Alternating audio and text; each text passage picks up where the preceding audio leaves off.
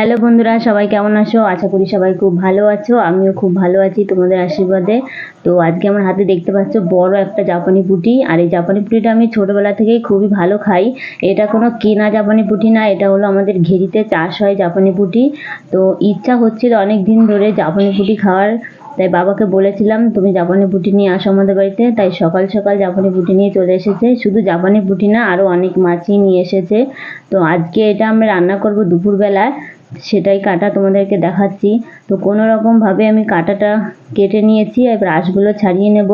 আর এবার বালতির ভিতরে জল আছে, সেখানে খুব ভালো করে মাছটা আমি ধুয়ে পরবর্তী স্টেপ কেটে নেব। আর এই মাছটা দিয়ে আজকে আমি ভাপা করব। তো পাতলা পাতলা করেই পিসগুলো কেটে নিচ্ছি, যাতে মশলাটা খুব ভালোভাবে মাছের ভিতরে ঢুকবে। আর মাছ রান্নার পরে যদি মশলা মাছের ভিতরে না ঢোকে, খেতে কিন্তু একদমই ভালো লাগবে না। তাই জন্য আমি একটু পাতলা পাতলা করে পিস করে নিচ্ছি।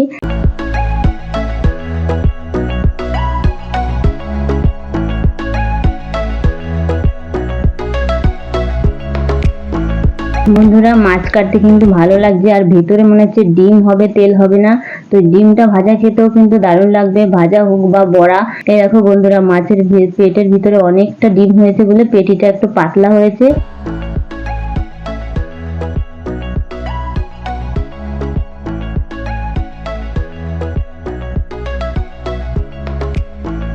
আর রান্নাটা করতে আমার খুবই ভালো লাগে। ছোটবেলা থেকে মা বলতো একটু রান্না কর বা মাছ কাট বা কোনো সংসারের কাজ কর, তখন কোনো কাজই করতাম না।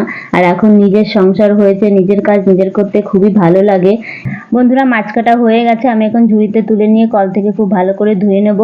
আর আমার চ্যানেলটির পাশে থাকার জন্য অবশ্যই চ্যানেলটিকে সাবস্ক্রাইব করে দেওয়ার অনুরোধ রইল।